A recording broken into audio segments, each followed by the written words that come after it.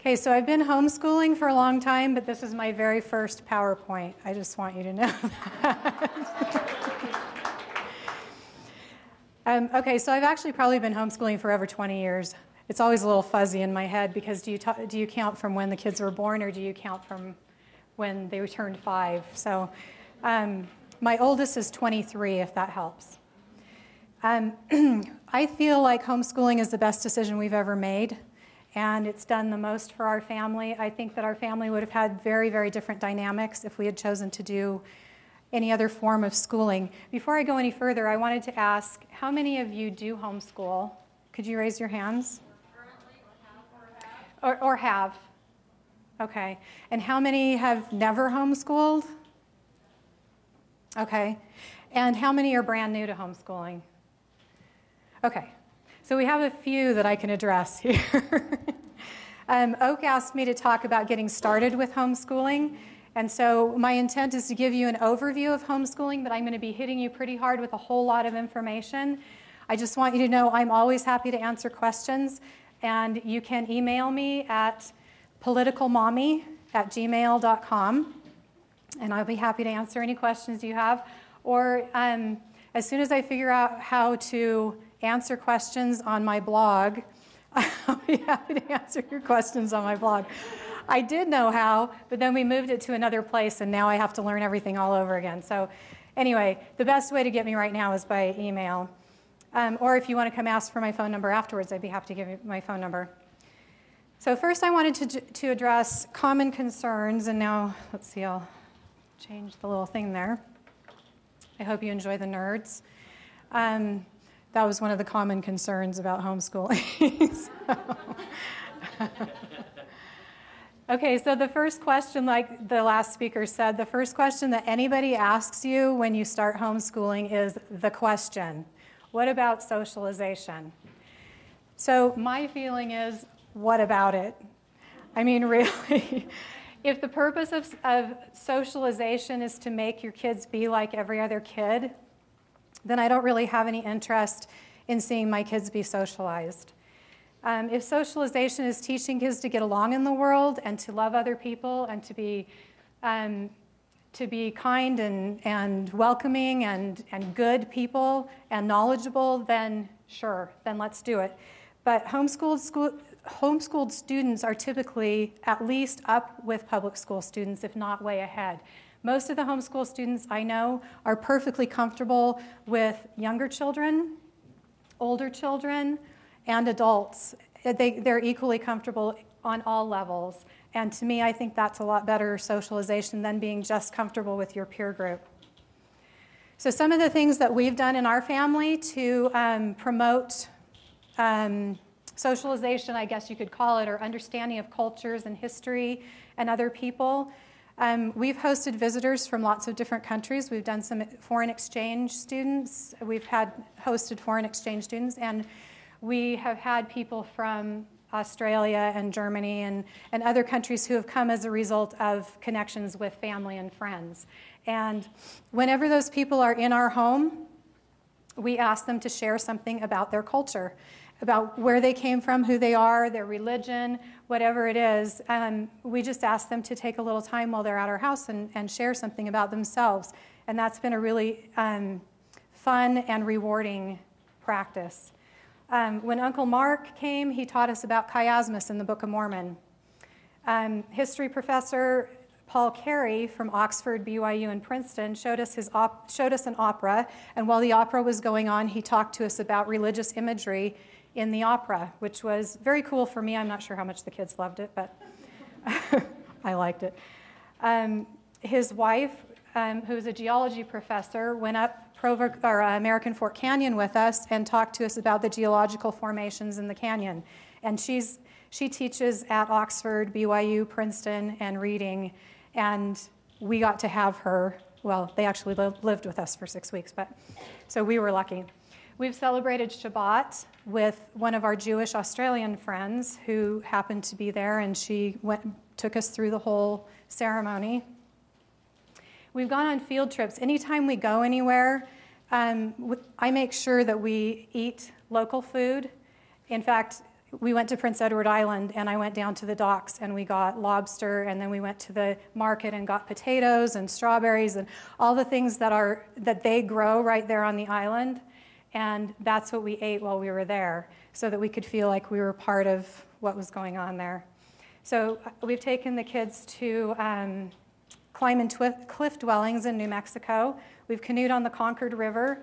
We've walked on battlefields of the Revolutionary and Civil Wars. And we've been in the homes of many of the great American thinkers. They weren't in their homes, but we were.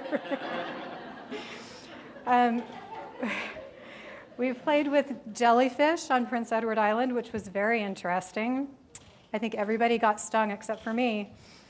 And we've played with sea anemones and starfish in the California tide pools. And we've hiked all over Arches and Zions and Bryce. Some of my children participated in Model United Nations, which was a really enlightening experience. They learned a lot about what was wrong with the United Nations while we were doing that. So it was hard work. It was interesting. They learned a lot and learned that in addition to the other stuff. We make a specific effort to seek out people of other faiths and other cultures and bring them into our circle because it enriches us. And we enjoy getting to know about them and their culture. So those are all things that we do with our family, but sometimes the kids need social outlets with kids that are close to their age. They really do, even though I wish I could say they didn't. So support groups, let's see, I need to change the screen again here. No, I don't. Where was I? Oh, did I change it too soon? Or did it change itself? No? Oh my gosh. Okay. All right, well, at least I'm entertaining, if nothing else. Are you trying to? No, I don't want to yet. Okay, so support groups. Support groups, you can find a lot of them at www.uhea.org. They have a whole segment on support groups. I'm sure there are other ways to find them too. If you just can talk to somebody afterward who homeschools, I'm sure you can find 3 or 4 connections with support groups. They're everywhere. And there are all kinds of people who homeschool, and you may just not know them. I know I can drive almost all over Utah County, and in any neighborhood, I can tell you where a homeschooler lives. So once you're around for a while, you'll be able to find them pretty easily. Once you find the support groups, what you need to do is you need to kind of hone in on the people who have things in common with you. Try to find people who have children your children's ages, or have interests in common with your children, and then try to get together with them, and from that you can form play groups and teen groups and co-ops and mom schools and all kinds of things. So the first thing to do is to find the big group, and then you kind of sort through them and find the people that work best for your family. But I will caution you now not to drive yourself crazy getting involved in co-ops and all kinds of extracurricular things because I've done it, and because your home is really the best place, in my opinion, for you to have the kind of learning experience and the family bonding that I think you really want to have in a homeschool. So my experiences have been 2-day-a-week schools where the kids were at the school all day. Some of my kids were at the school all day on the Tuesday, Thursdays, while I was at home with older kids teaching a mom class at my house with the older kids while the other ones were somewhere else. And then we've done co-ops and mom schools and play groups and theater and teen groups where we got together on a monthly basis for things like laser tag and mini golf and whatever, you name it. We did lots of fun things. And we've done theater, and theater can be pretty intense. Science fairs, geography fairs. Right now we're doing an American government class at my house, which has been really, really fun. And it's with kids 12 and older, and we've just been having a great time. We've been involved in the municipal campaigns. We went out delivering flyers one day, and we're just doing a lot of fun things. But for my family, 1 day a week of intense outside of the house activity is enough. Because I found that when we were going 2 days a week and I was teaching, the other 3 days a week, I was a basket case. And I needed to have time to be able to teach my own kids the core classes and not be distracted constantly by preparing for the next day's class. So 1 day a week works for us. Okay, so next is qualifications. I'm going to have to pick it up here. I got a lot more to tell you. Qualifications. We had a lady in our neighborhood who was talking to one of my kids when they were in high school, and she said, "How can your mom teach you all of the subjects?" And she was just really perplexed. And I know that this same lady several years before had cautioned a primary teacher not to pick on my child to read because he was homeschooled. So it just happened that the primary teacher was also homeschooled. So she came and told me about it, and we had a good laugh. And he was just fine at reading. So how can you teach all of the subjects? Teaching is not a matter of knowing everything and regurgitating it into your child's mind. It's a matter of knowing a child and being willing to find what is needed for that child and guiding him or her to it. The first and greatest qualification for a teacher is a genuine love and concern for the student. And who do you think has the student's best interests at heart, or closest to her heart, or sometimes the dad? But it's the parents who have the interest closest to their hearts. So that right there is a great qualification for families to be together to learn. Another strong qualification is the ability to read and think. And I'm assuming that you can all do that. If you can read and discuss what you've read and then apply what you've read, you can learn and teach just about anything. And you don't have to be intimidated by anybody. God gave your children to you for a reason, so you need to consult with Him and then do what you feel is best for your family. So public opinion, what will the neighbors and extended family think? Well, my approach was that I didn't really care. It was sometimes hard on my kids, though, because if you don't go to public school, like we were hearing earlier, you tend to be excluded in the church activities. For some reason, there's a little wall there because you don't go to public school. And as soon as my kids got to where they were going part-time, all of a sudden, they were part of the group. It was pretty amazing. But up until that point, it was like nobody wanted to come near them because they were homeschoolers. So anyway, that is a hard thing, and you have to work around that. We did go out of our way. I went seriously out of my way to go find friends for them in the homeschooling community and then bring them to our house, or, we just made sure that there was time where they got to play with kids their age.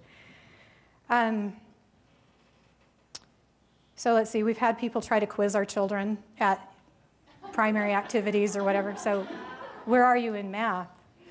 And I always just told them just to say, we're not going to worry about that. That's between me and my mom, or, I don't know what it is that people think they have to be in control of everybody else's kids. But so my grandmother used to tell us, if you would not be criticized, say nothing, do nothing, and be nothing. And my grandma got criticized, but she did a lot. So I would be just happy to be criticized and be like my grandma. When people do question your choices, just tell them, you guys are welcome to make your choices. I'm not going to judge you on your choices, but just let me make mine, because it's between me and my children and God. It's not anyone else's problem. And I've always told people that I feel very accountable to God for what I do with my children.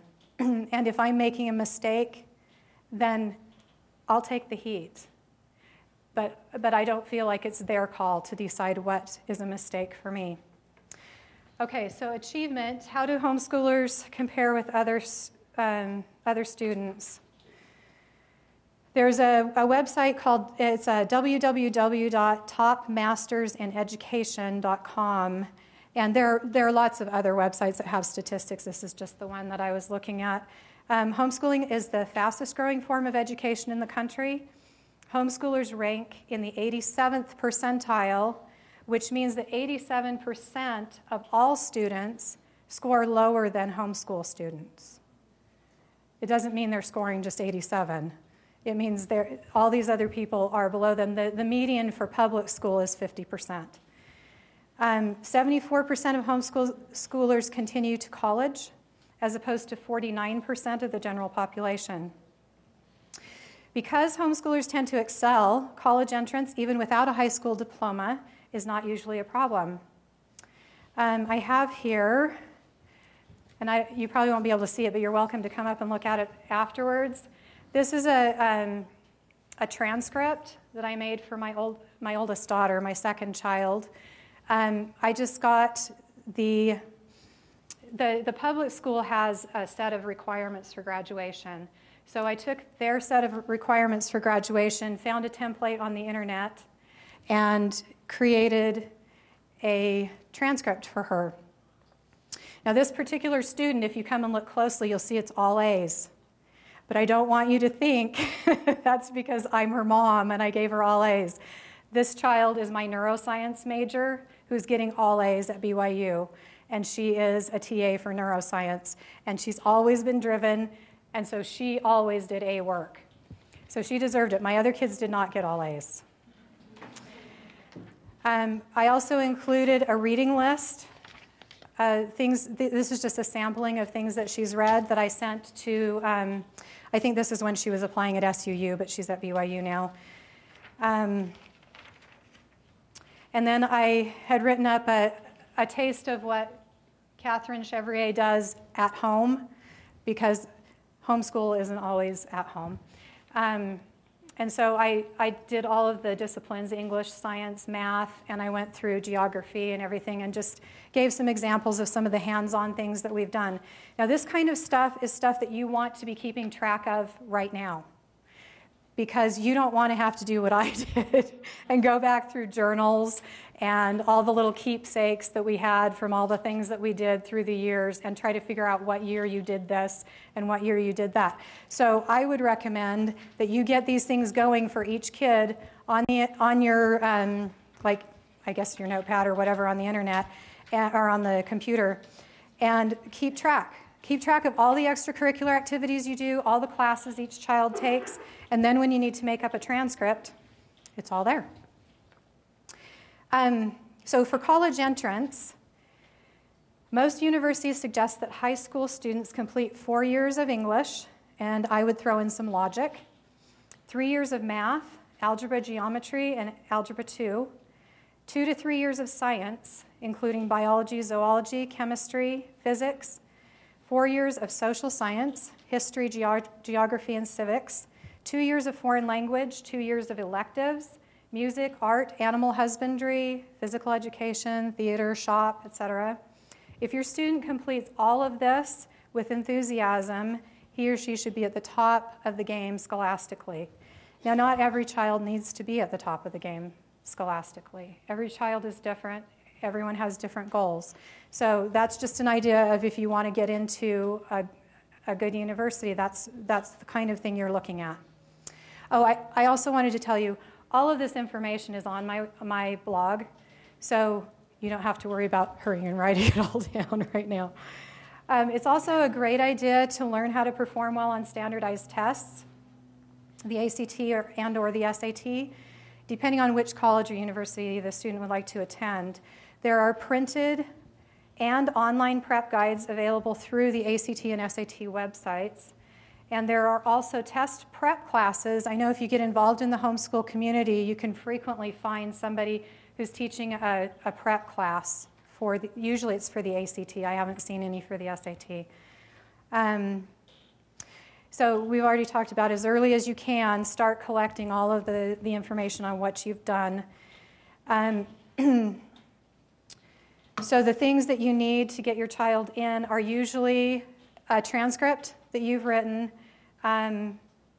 sometimes a notarized letter stating that you have followed the homeschool laws for your state, and As an example, Harvard currently reviews homeschool students the same way as they review everyone else. Admission forms are the same. The suggested ACT score with writing for Harvard is 28 plus. The suggested SAT score is 1800 plus. And the SAT individual subject tests, 2 of your choice, are 600 plus. And I don't really know anything about the SAT, but that's just what they told me. There's no accredited high school diploma that you need. And one tip that they offer for homeschoolers is to think carefully about who you get your recommendations from. They suggested that you would not want your parents to give you your recommendations, in case that wasn't obvious.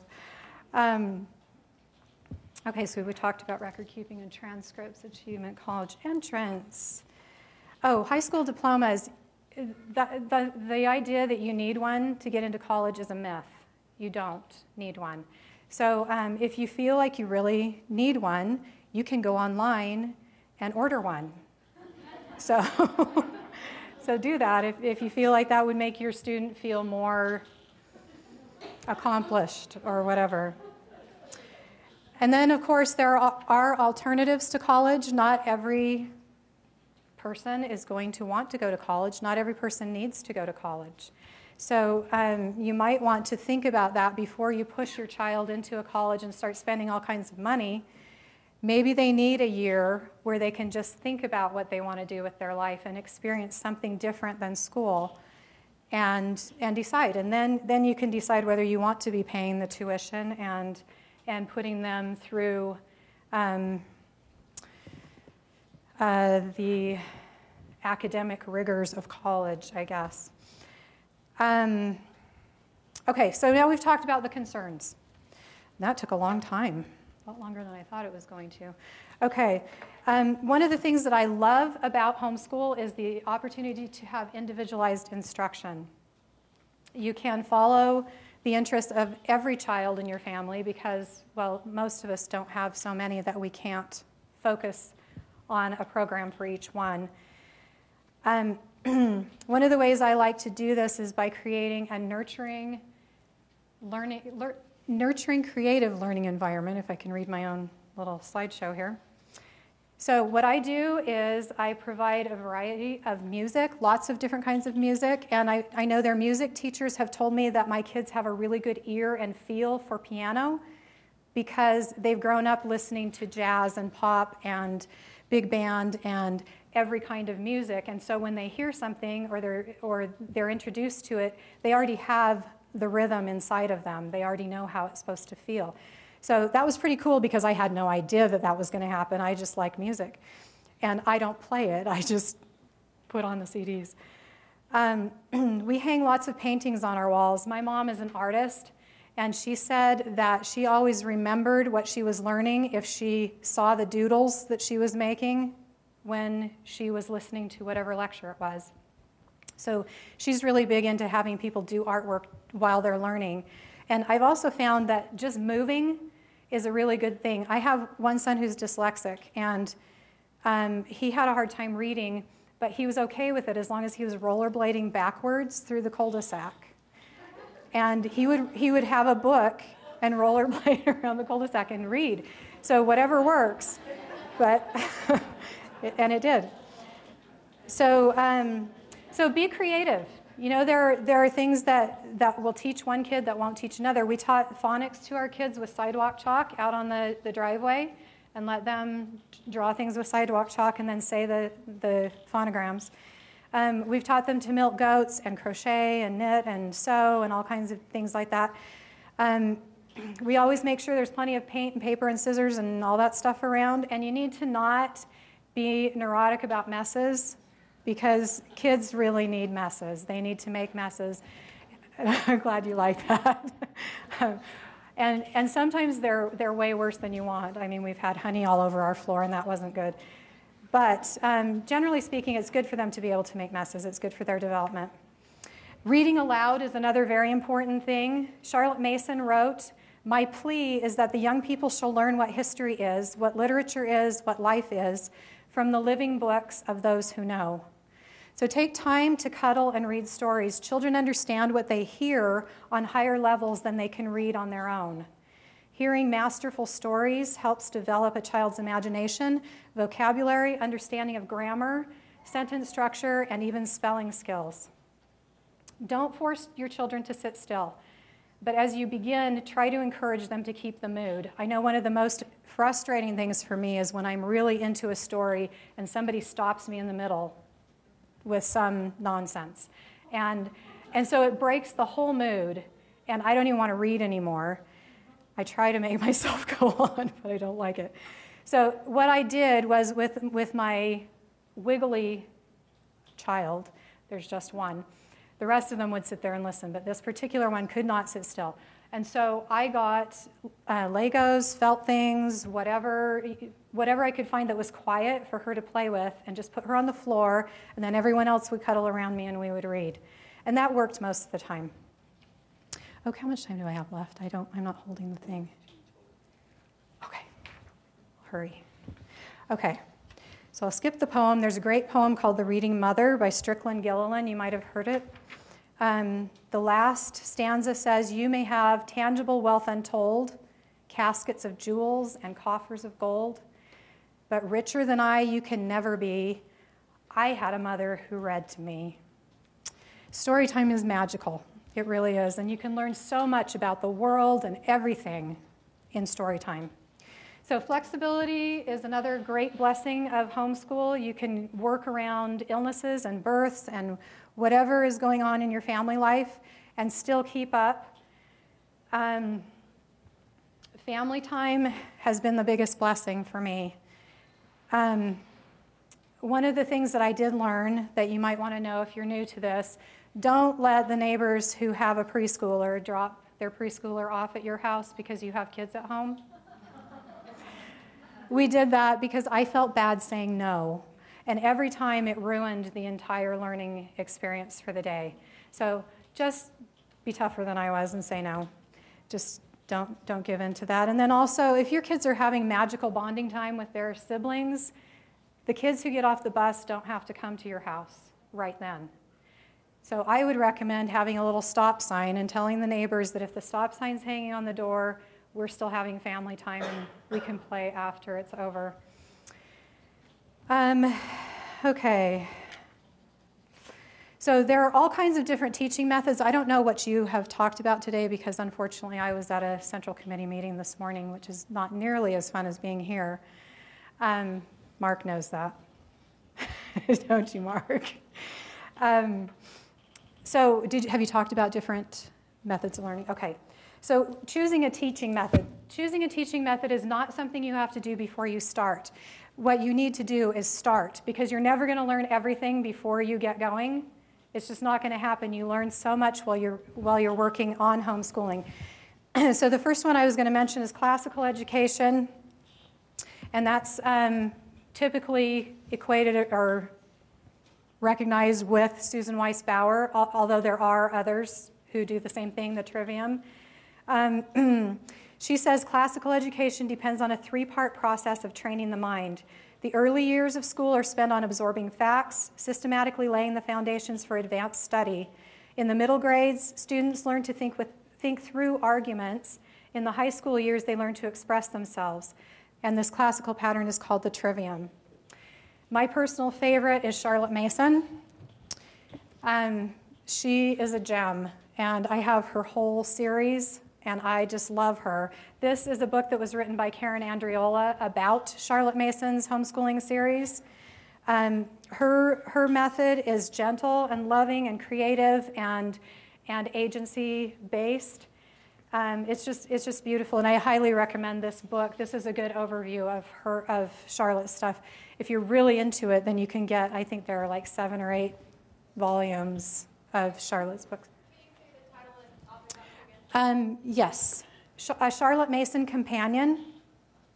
Did you have a question? I was going to say that all of her volumes are online if you want to Oh, read her original set. cool. I didn't know that. Online. Okay. See, I could cut and paste instead of having to type. Okay, and this is Karen Andriola. It's Andreola, a Charlotte Mason Companion, and it's available on Amazon and probably almost anywhere else. Okay, so Charlotte Mason is wonderful. Unschooling, have you all heard of unschooling? Okay, unschooling, typically people think that's just where your kids are sitting around doing nothing all day. But really what it is it's child-led or student-led. And so your kids do what interests them. And George Bernard Shaw said, what we want to see is the child in pursuit of knowledge, not knowledge in pursuit of the child. And that's kind of their philosophy. You let the child go after the knowledge he or she is interested in, and it's not pushed from the top by parents. Okay, distance learning is another one, but I really don't think it applies at this conference because it's pre-prescribed. Everything is set. There's no room for agency or creativity. So if you want to do that, go ahead. I don't like it. Thomas Jefferson education is another one. It can be very intense, but it's also a really good foundation for an agency-based philosophy. Their 7 keys of great teaching are classics, not textbooks, mentors, not professors, inspire, not require, structure time, not content, simplicity, not complexity, and that's because complexity makes a student dependent on experts, quality, not conformity, and you, not them. And that means you pursue your education and invite them to come along with you. Did I say that right? You pursue your education, right? Is that what I said? Okay. I thought I said you pursued their education. That's not what I meant to say. Okay, another option is tutors. Most people can't afford tutors for every subject. We've used teachers or tutors for music and math and art, and different families, I'm sure, will find different needs, but you can have somebody come in and just teach one subject that you don't feel really strong in, or your approach isn't working in, or whatever. I forgot to change this slide. There's Montessori. See, there you go. I'm almost done with that one. Montessori is another one. It's usually associated with actual schools, but the philosophy is very worthwhile for homeschools. It's also it's hands-on, self-paced, and it's more student-led agency kind of stuff and quiet learning. Eclectic is just any combination of all of the different learning styles, and I obviously don't have every learning style up there. There's one I noticed when I was on my way out the door today. It's the NOAA plan, which I've studied a lot of, but it's also very intense. Okay, so getting started. How are we doing? 5 minutes? Okay. I think we can do this. So the first thing you want to do if you're going to start homeschooling is address the legal issues. Utah law requires homeschoolers to notify the school district that they're planning to homeschool. You don't have to have permission. You just have to notify. So they have forms that you can fill out. Theirs are a little more authoritarian than I like, so I will go through and cross out things I disagree with and initial it and then sign it, and then we're good. There's an affidavit also on the UHEA website that may be a little more homeschooler friendly if you want to look that up. You can choose a teaching method, or you can get started and then work on your teaching method as you go. I would suggest creating a flexible outline, something where you have goals in mind for the year, and maybe break those down to months and weeks and days, but then don't get discouraged if there's a day where you don't meet your goals. Because if you have the end in sight, you can pick up and move forward and still accomplish what you need to accomplish. I used to make lesson plans for the entire year before school started. I did that a couple of times. But what happened was you get in a month in and somebody gets sick, or you get sick, or you have morning sickness, or, I mean, any kind of, there are any number of things that could happen. You get thrown off and derailed, and then you feel like an absolute failure. So I don't recommend daily lesson plans unless you can discipline yourself to be flexible, because things do happen. So the real goal is to create people who love to learn and develop family relationships, not to make mom be a homework nag or the family be slaves to an outline. Always make sure you find the joy in learning. And if you need a break to go on a hike or go on a picnic or go swimming at the pool, take a break. It's about your family, and they're going to learn what they need to learn. Don't stress out about it. Organizing materials, I would not go overboard on that. Materials can be a blessing and a curse, and my husband will tell you that they're a curse because they cost lots of money and they clutter your house. So I would go really easy on buying things, but if you are preparing a lesson where you're going to need certain things, make sure you have them the day before, because there's nothing like getting in the middle of a project and realizing you don't have all the stuff. And obviously I've done that, so I know. So I think I could stop there if we're done with time. Or I can hurry and wrap up or take a question. Are there questions? Okay, I'll hurry and wrap up unless you have, oh, go ahead. I just was curious what you cross off and initial on your exemption form. If I had it in front of me, I could tell you. There are some things where they say your student needs to, or is not going to be able to get a diploma, or I don't know, there are just some things in there that don't apply. Or, well, the one thing is that I agree to teach everything. That's the thing I crossed off. That I agree to teach everything that the school district says needs to be taught. I crossed that off fast this time because I know I'm not teaching Common Core. So, so that was gone pretty fast. Go ahead. Does it work the same if you want to take your student out of, like, say, 3 classes? Yeah. Yeah, then you would just fill it in for part-time. I have one who's going part-time right now. She's taking 4 language classes. All right, thank you.